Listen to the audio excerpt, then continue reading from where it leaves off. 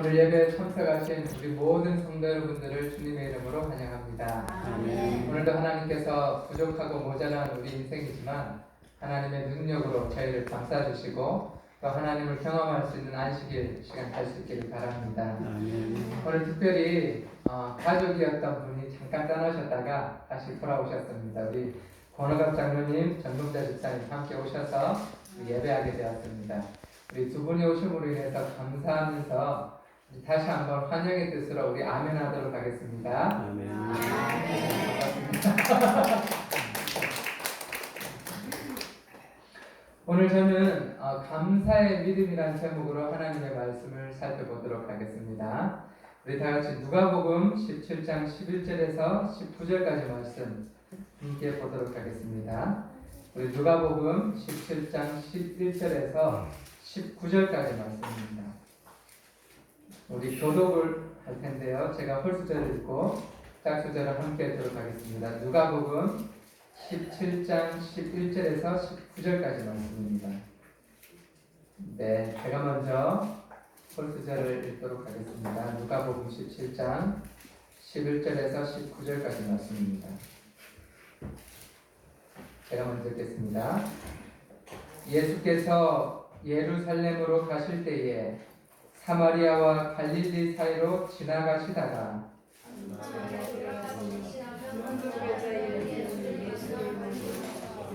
소리를 높여 이르되 예수 선생님이여 우리를 불쌍히 여기소서 하거늘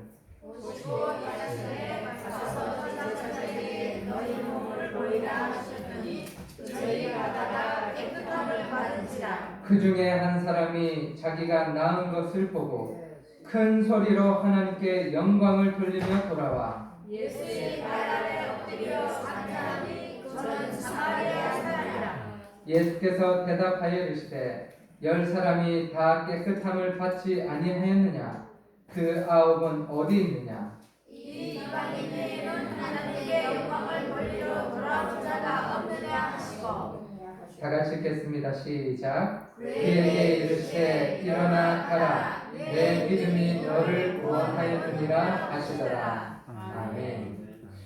우리가 지난주에 예배 드릴 때는 우리 말라기서의 말씀을 살피면서 우리가 드린 예배를 하나님께서 그냥 다 받으시는 것이 아니라 받으시는 예배도 있고 거절하시는 예배도 있다라고 말씀을 드렸습니다. 이 400년 동안 하나님께서 침묵하시면서 예수님이 오시기 전에 그 400년의 침묵기 동안 왜 이스라엘 백성들에게 하나님께서 침묵하셨는지, 이스라엘 백성들이 드린 예배가 하나님께 간합되지 못한 이유들을 살펴보면서 우리가 정말 예배 드릴 때에 하나님 앞에 마음을 다해서 신령과 진정으로 또 우리가 드리는 이 헌물이 성결함을 입은 헌물이 되어야 된다라고 살펴보았습니다. 오늘 이 시간에는 우리가 이제 연말을 맞이하면서 또 겨울이 되면 더 신앙적으로 마음이 또 바뀌게 되는데 하나님 앞에 감사의 믿음에 대해서 좀 살펴보기를 원합니다. 여러분 제가 올해 들어서 이제 아주 여러분들에 비해서는 아주 연소한 나이입니다. 44살인데요. 44살이 되다 보니까 전에는 한 번도 신경 쓰지 않았던 한 가지를 제가 신경 쓰게 되었습니다. 뭐냐 하면 나도 언제든지 병들 수 있겠구나.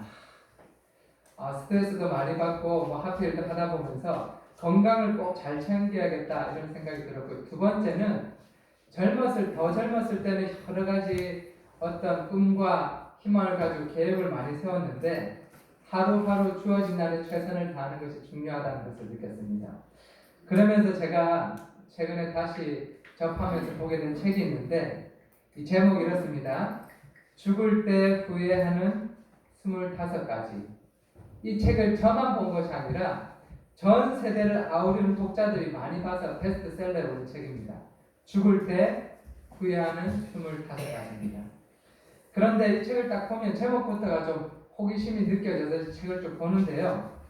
성경은 잔치집에 가는 것보다 초상집에 가는 것이 어떻다고요? 더 복되다라고 이야기하는데, 이 책은 오츠 스위치라는 일본 사람이 쓴 책인데, 이 사람이 이 책을 쓰면서 뭘 연구했는가 하면 말기암 환자를 돌봐주는 호스피스 전문이었습니다. 이 사람이요. 의사였죠. 근데 그가 1000명의 사람의 죽음을 지켜보면서 사람들에게 질문을 쭉 했습니다. 1000명의 사람들이 무슨 질문을 했는가 하면 무엇을 가장 지금 이 순간 후회하십니까? 라는 질문을 1000명에게 계속 한 것입니다.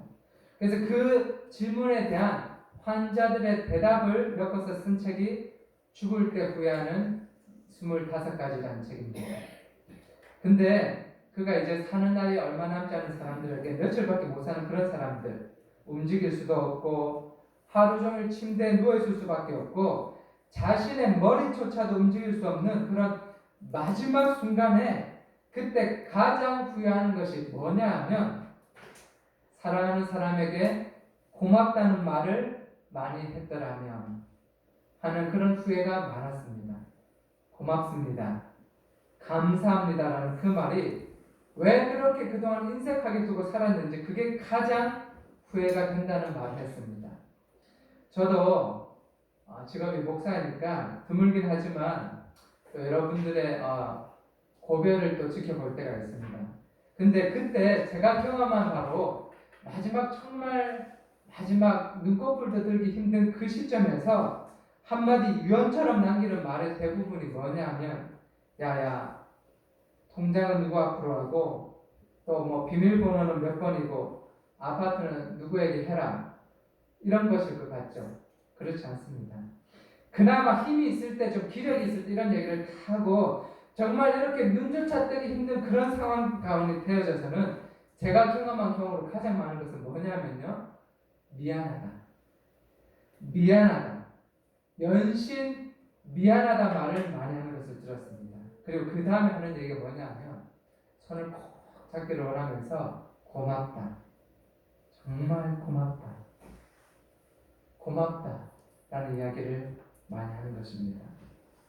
여러분 그만큼 우리가 살아가면서 잘 표현하지 않는 말이 뭐냐면 고맙다라는 것입니다. 감사하다는 것입니다. 우리는 그렇게 감사를 잊어버리고 살아가고 있는 것입니다.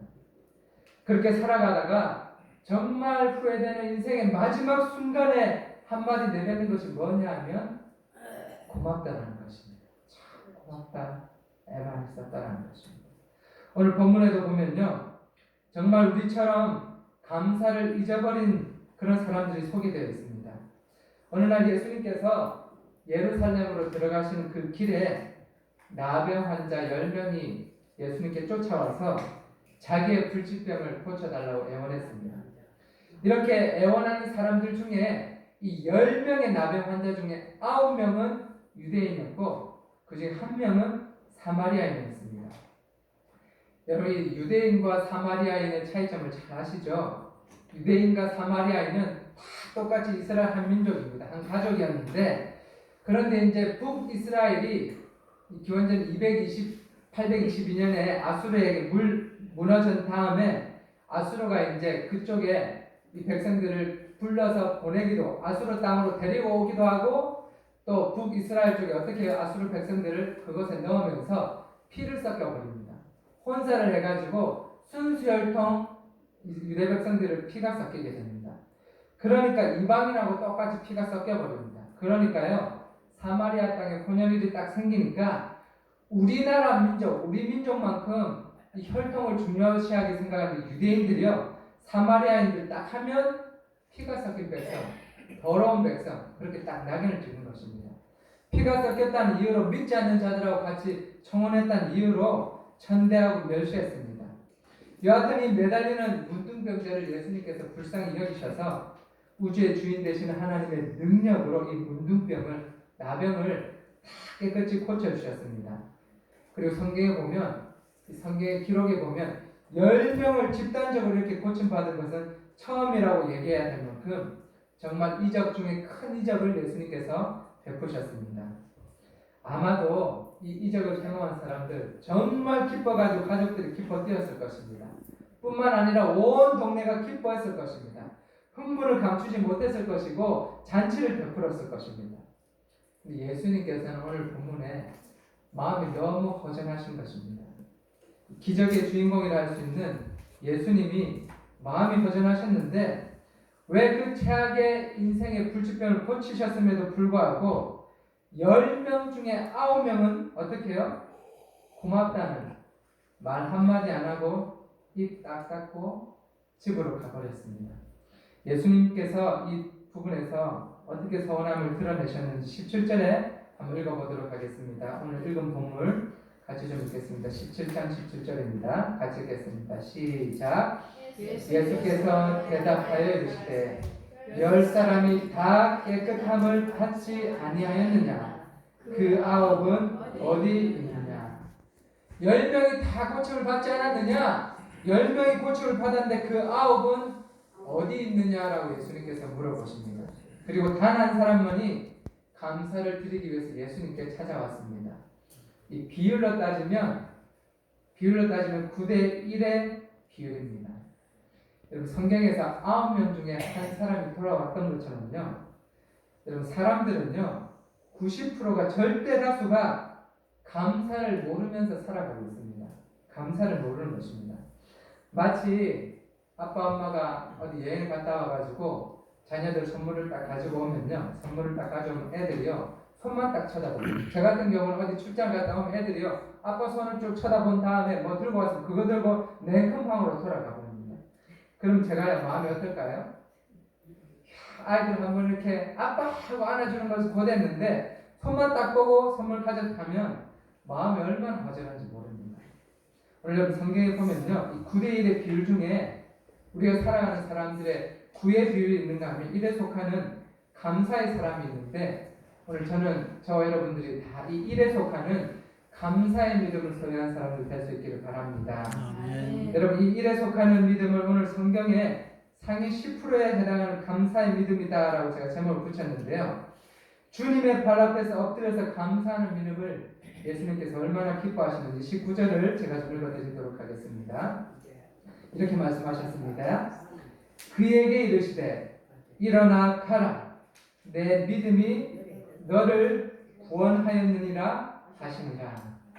우리 주님께서 얼마나 기뻐하시면서 일어나 가라 네 믿음을 보니까 됐다 그 믿음이면 너가 구원받기에 합당하다 그렇게 말씀하고 있습니다. 그래서 오늘 저는 이토록 우리 주님께서 그 믿음을 인정해 주시는 흡족해 하시는 상위 10%에 들어가는 이 믿음의 장부가 저와 여러분들 될 수 있기를 바랍니다. 여러분 우리가 예수를 믿고 구별되게 생활하는 만큼 정말 상위 10% 안에 들어갈 수 있는 믿음, 그래서 믿음의 진수를 가질 수 있는 하나님의 종들 될 수 있기를 바랍니다.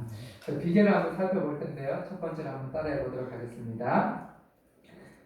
상위권 믿음은요, 따라하겠습니다. 받은 바 은혜를 깨닫는 믿음이다. 오늘 본문에 보시면 10명의 나병 환자의 간절한 기도 예수님께서 다 고쳐주셨습니다. 14절에 보니까 길을 가다가 깨끗함을 받았다라고 표현하고 있습니다. 또 15절에 보시면요. 그 중에 한 사람이 자기가 나은 것을 보고 가던 길을 돌아와서 하나님께 영광을 돌렸다라고 그렇게 말하는데 아주 중요한 표현이 있습니다. 같이 보겠습니다. 우리 15절 같이 한번 읽어보겠습니다. 그 중에 한 사람이 시작. 큰 소리로 하나님께 영광을 돌리며 돌아와. 여기 보시면 그 중에 한 사람이 자기가 낳은 것을 보고 뭐하고요? 예. 여기서 중요한 것은 낳은 것을 봤다라고 그렇게 표현하고 있는 것입니다. 본다는 것은 그냥 보는 것이 아니라 깨달았다는 뜻입니다. 내가 죽을 병에 걸렸는데 회복이 되었구나. 몸이 나은 것을 깨달았다는 것입니다. 그런데 이 깨달은 것이 이 몸이 나음이 어디서부터 시작되었다고요? 예수 그리스도로부터 왔다는 사실을 깨달은 것입니다. 여러분 우리가 깨달아야 하나님께 감사할 수 있습니다. 여러분 깨닫는 것과 아는 것은 차이가 굉장히 많습니다. 오늘 9대 1의 비율을 나타내고 있는데 정말 제대로 은혜를 깨닫는 사람 어떤 사람을 나타내는지 16절 한번 보십시오. 16절 이렇게 얘기합니다. 예수의 발 아래에 엎드려 감사하니 그는 사마리아 사람이라. 여러분 이 깨달은 은혜를 가진 상위 10%의 믿음을 가진 사람이 사마리아 사람이다라고 이야기하고 있습니다. 이 감사의 믿음을 가지고 있던 사람이 유대인이 아니라 멸시받고 천대받던 이 종교적으로 아주 열등하다고 천대받았던 그런 사람이었습니다. 오늘날의 우리 표현으로 보면 모태신앙을 살아서 교회 안에 열심히 하는, 교회에서 힘빼어 쓰는 사람, 교회를 잘 알고 은혜를 잘 아는 그런 사람이 아니에요. 신앙이 부족하고 잘 모르지만 교회 연륜도 짧지만 받은 바 하나님께서 베풀어 주신 은혜를 깨달아 아는 사람이라고 이야기하고 있습니다. 그러므로요, 감사는 하나님에 대해서 그냥 오랜 시간 동안 내가 알아왔다, 은혜를 아는 자가 아니라, 은혜를 설명할 수 있는 자가 아니라 은혜를 깨닫는 자가 감사하게 되는 것입니다. 여러분, 그럼 이런 질문을 하죠. 아니 목사님, 하나님께서 나한테 은혜를 베풀어 주시면 그 은혜 받은 것을 모르는 사람이 누가 있겠습니까? 다 깨달아 알죠. 하나님 은혜 주시면 다 알죠. 그렇게 얘기할 수 있습니다. 그런데 오늘 본문에도 보십시오. 10명이 다 고침과 은혜를 받았음에도 불구하고 한 명만이 돌아온 것입니다. 그럼 시편 49편 20절에는요, 은혜를 깨닫지 못하는 자를 이렇게 표현합니다. 49편 20절에 이렇게 기록합니다. 존귀하나 깨닫지 못하는 사람은 멸망하는 짐승 같도다. 뭐라고요? 짐승 같다는 것입니다. 하나님께서 뭘 줬는데 우리 인생을 예배해 주시고 날마다 성령 하나님께서 우리 마음을 두드리셔서 하나님의 계획대로 인도해 주셨는데 이걸 모르는 것입니다. 그런 사람을요, 성경은 뭐라고 얘기하는가 하면 뭐라고요? 짐승과도 같다라고 표현하고 있는 것입니다. 제가요, 최근에 이제 이 행사를 마치고 하면서 저는 이 시대의 소망을 보는데요. 이제 아침에 출근하면 시대의 소망을 보는데, 저는 성경을 보면 시대의 소망을 읽더라도 조금 달리 보는데 뭘 찾는가? 저는 항상 찾는 것이 있습니다. 그게 뭐냐 하면 예수님 하나님의 모습을 찾습니다. 예를 들어서 제가 35장 최근에 읽은 잠잠하라 고요하라는 편을 읽었는데, 그때 보면 거기서 예수님이 나오면 예수님에 대해서 그냥 이렇게 쭉 찾습니다. 예를 들면 잡수시거나 쉴 여과도 없이 날마다 사람들을 위해 봉사하시는 예수님, 바람과 바다도 잠잠케 하시는 예수님, 우리의 영원한 안식처 힘이 되시는 예수님, 이렇게 해서 예수님을 쭉 찾다가 이렇게 기록하게 되면요, 그거를 하나님의 모습, 예수님 모습 어떤지 쭉 기록하다 보면요, 너무 그냥 감사가 밀려오는 거예요. 야, 이렇게 크시고 사랑이 많으신 하나님을 내가 모르고 살았구나. 그러고는 하나님에 대해서 감사하면서 그렇게 기도를 드릴 때가 있습니다. 근데 제가요, 이제 1월달이 되면 어린이들 데리고 이 필리핀이나 캄보디아 선교를 떠나게 됩니다. 제가 작년에 이제 인도네시아를 갔다 왔잖아요. 거기서 제가 이제 어른들 작년을 데리고 설교를 하는데요. 제가 오지마을을 갔습니다. 근데 그 인도네시아 오지마을에 70가구, 한 80가구 정도 들어갔는데, 찬양을 아이들이 하고 그렇게 찬양하고 선물을 주고 예배를 인도하다가 말씀을 전할 타이밍이 딱 됐다 싶으면 제가 가서 이제 통역관을 세우고 말씀을 전합니다. 제가 무슨 말씀을 했는가 하면 디모데후서 2장 20절을 쭉 설명을 했습니다. 그래서 그 디모데후서 2장 20절에 보면 여러분 아시는 거기 보면 그릇들 이야기가 나오거든요.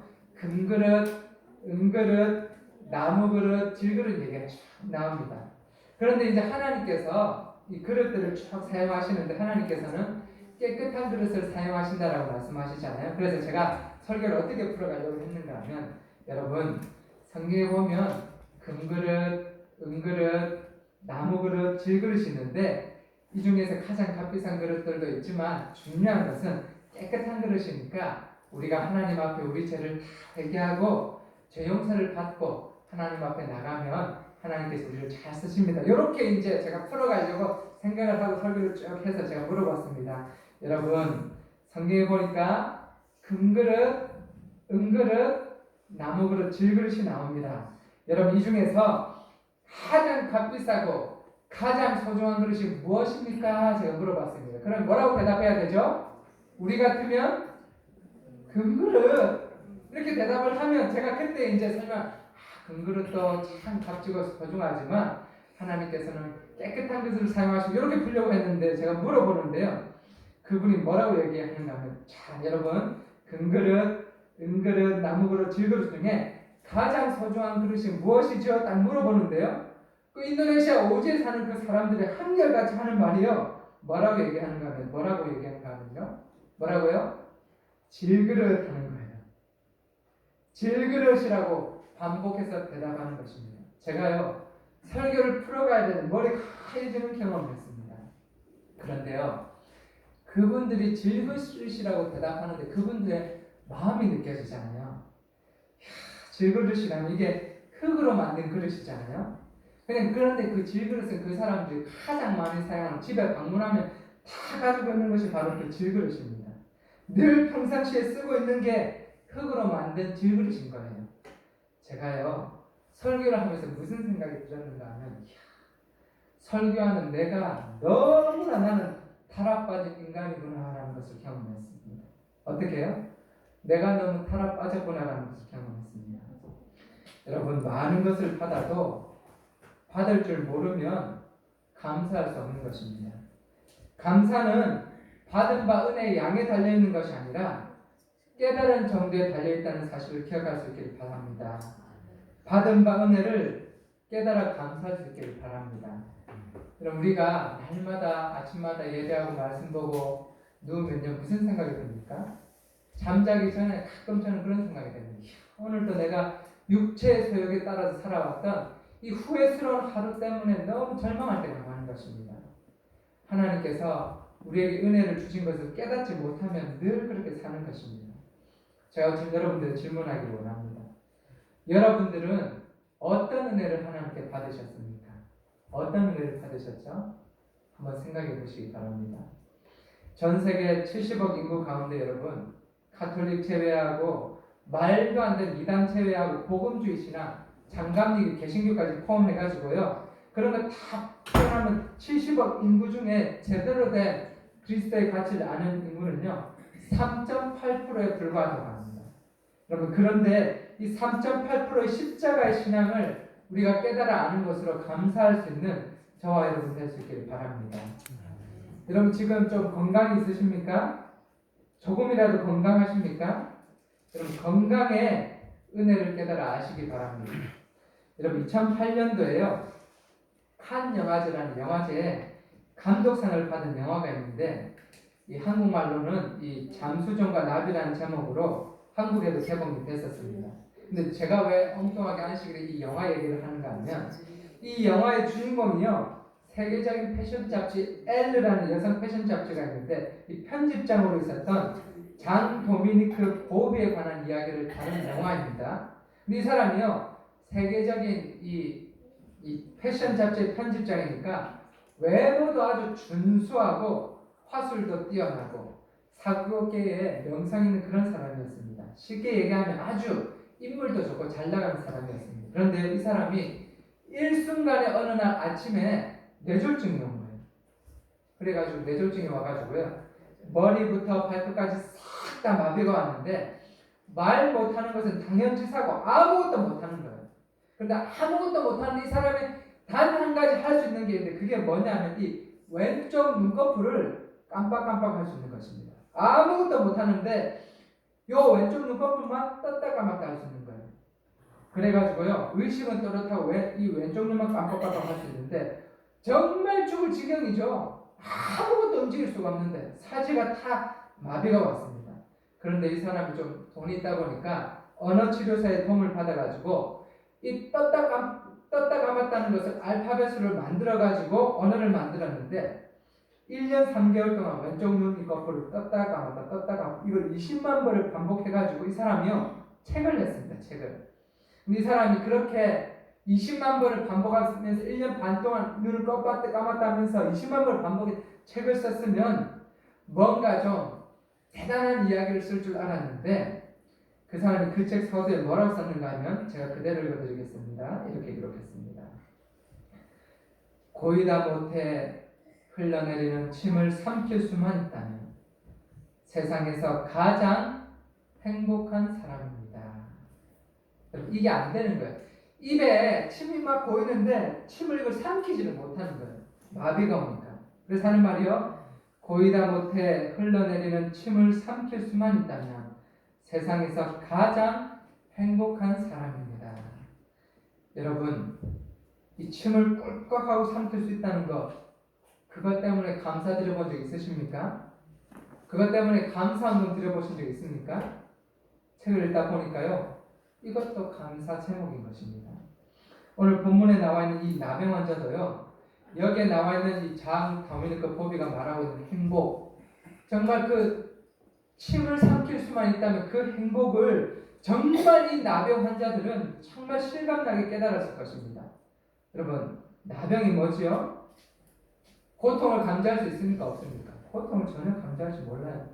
막 코가 떨어져 나가고 손발이 썩어져 나가고 뜨거운데 손이 막 녹아도 그 고통을 아무 감각이 없는 게 나병이잖아요. 근데 예수님께서 고쳐주시니까 그 감각이 다 돌아온 것입니다. 그 나은 것을 보고 그 받은 은혜를 깨닫고 온몸으로 감사를 드리고 있는 것입니다. 여러분, 이 하나님이 주신 은혜, 우리가 가진 구원의 은혜, 가족의 은혜, 건강의 은혜, 좋은 것 주신 것의 은혜, 이 은혜를 깨달아 감사할 수 있는 저와 여러분들 될 수 있기를 바랍니다.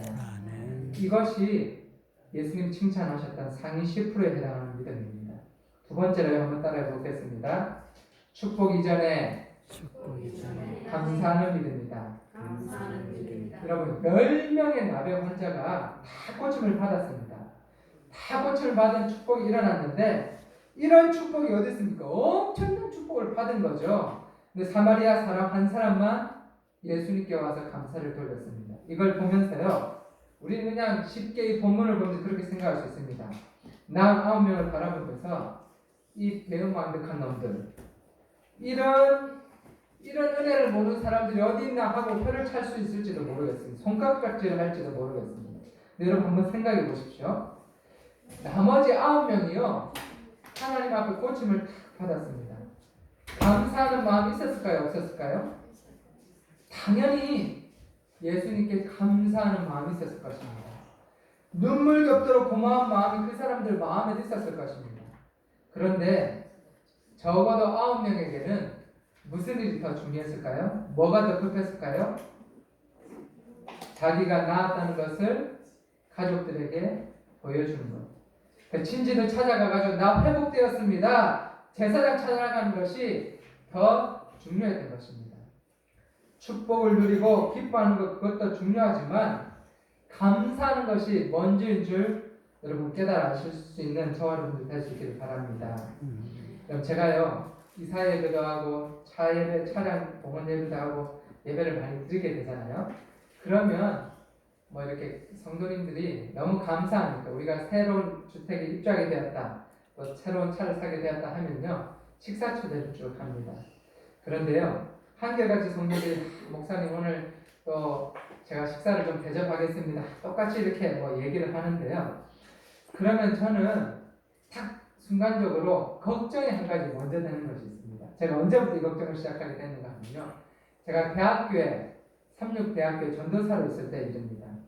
여러분, 대학교에 있는 그 성도님들은요, 대학교를 섬기니까 대부분이요 교수들이 있어요. 교수들이니까 좀 사는 사람들일까요? 좀 어려운 사람들일까요? 사는 사람들입니다. 그래서 이분들이 이사를 딱 하면 교인들 전부를 다 그냥 초청하는데 어디로 초청하는가 하면 값비싼 뷔페집에 딱 초청을 하는 겁니다. 그러면 이제 무슨 경쟁적으로 어디 이사를 갔다 그러면 이사회를 일주일을 딱 드리고 나면요, 언제 한번 식사를 대접하겠습니다 하고 뷔페집으로 교인들을 다 초청합니다. 그러면 제가 계산이 빠르잖아요. 교인들 아이들부터 어른들까지 대학교에 보면 한 뭐 150명, 200명 정도 최소 되는데 그 두 당 수만 생각해도 밥값이 얼마나 나올까요? 밥값이 뭐 몇백만 원 나오는 거예요. 최소 100만 원 이상 넘어가는 것입니다. 그런데 여러분, 제가 그걸 다 아는데 이분하고 그 다음 주 이제 안식일 예배 때 제가 하는 일 중에 하나가 헌금을 다 걷는 일이었거든요. 제가 그걸 안 봤어야 되는데 뭘 걷는가 하면 이분이요, 감사헌금을 딱 드렸는데 그 봉투의 액수, 감사헌금의 액수가 딱 적혀 있는 걸 제가 안 봤어야 되는데 다 버렸습니다. 감사헌금 10,000원, 감사헌금 10,000원을 제가 다 버렸습니다. 여러분, 제가요 감사헌금 10,000원이 작다라고 여러분께 말씀드리는 것이 아닙니다. 사람들 앞에서요 목사 장로 다 불러다가 비싼 밥은 몇백만 원치, 비싼 밥 그렇게 드렸는데 하나님 앞에 정작 감사해야 될 하나님 앞에 감사의 예물을 너무 작게 드려서 제가 하나님 앞에 죄송스러웠던 것입니다. 여러분 사람과 함께 즐거워하고 가족과 함께 감사하는 것 이전에 목사를 데려다가 밥을 대접하는 것 이전에 하나님 앞에 제대로 된 감사를 드릴 수 있는 저와 여러분들 될 수 있기를 바랍니다. 받은 바 축복을 기뻐하고 누리고 하는 것 좀 좋습니다. 그러나 그 이전에 하나님 앞에 정말 감사하는 믿음, 그 믿음이 예수님이 기뻐하시는 상위 10%에 들어가는 감사의 믿음인 것입니다. 근데 여러분 정말 우리가요, 정말 우리가 우리 자신을 현미경으로 우리 가정을 냉정히 쳐다보면요, 사실 우리는요 감사가 없어요.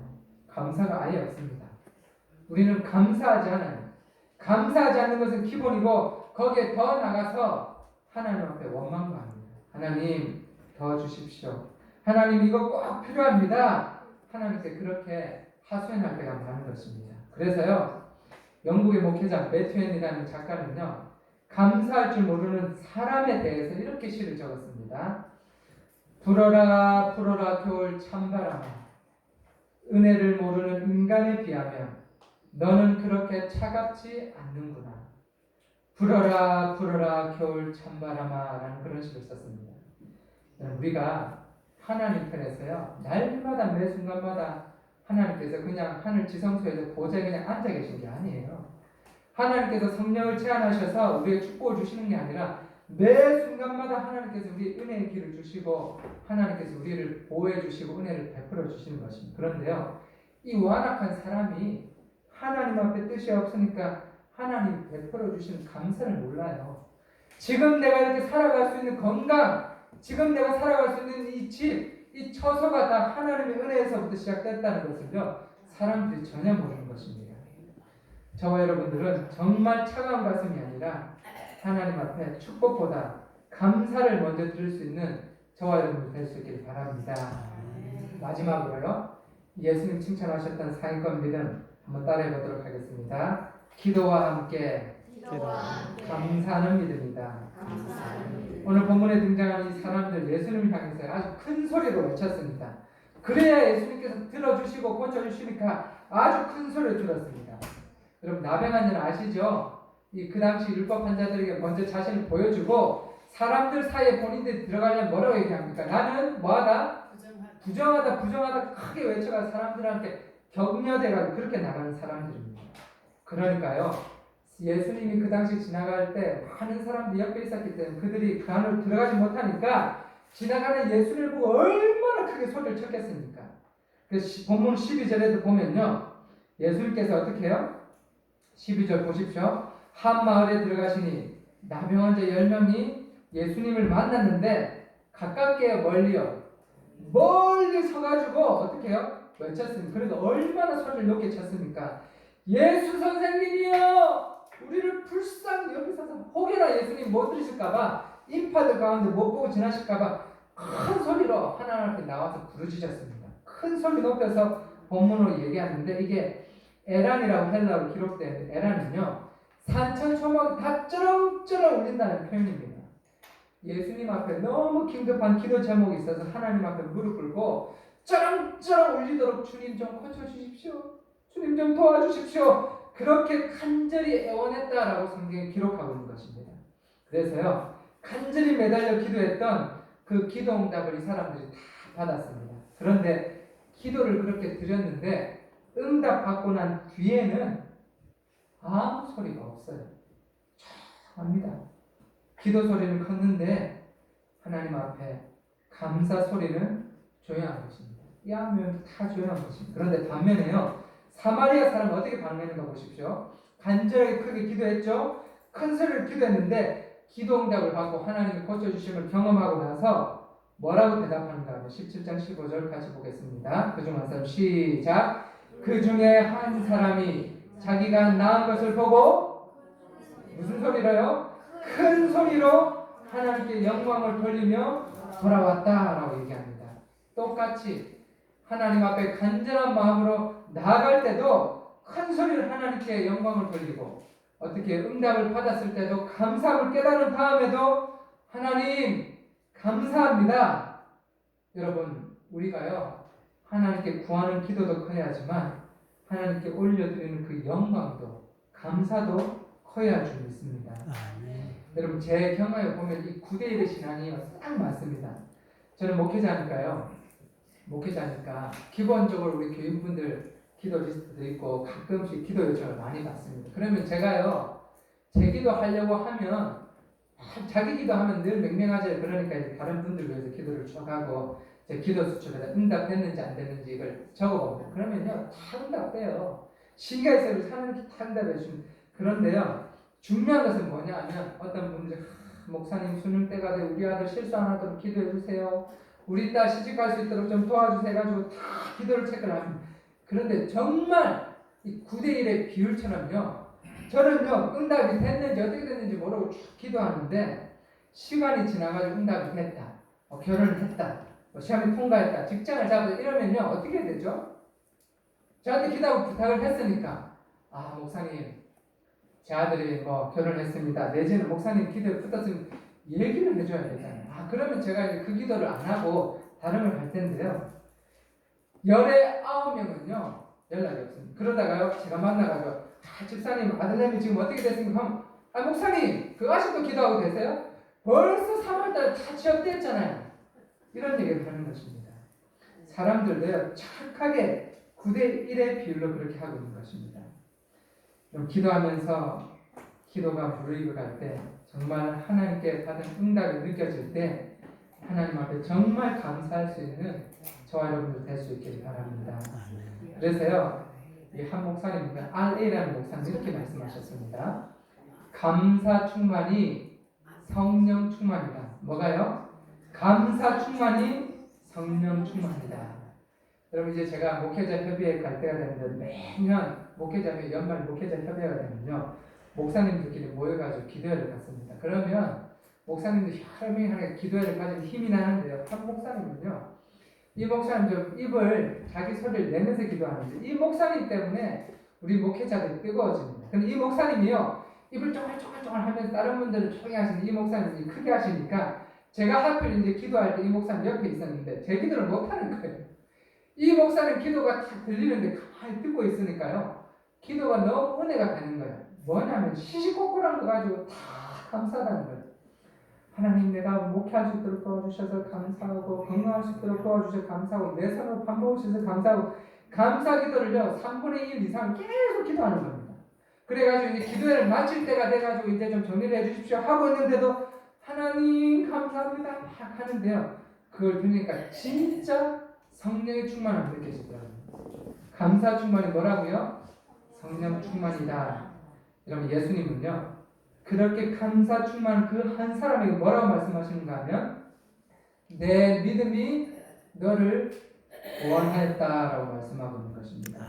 제가 말씀의 결론을 맺도록 하겠습니다. 여러분 우리 신앙생활에도요 10%의 상위 믿음이 있습니다.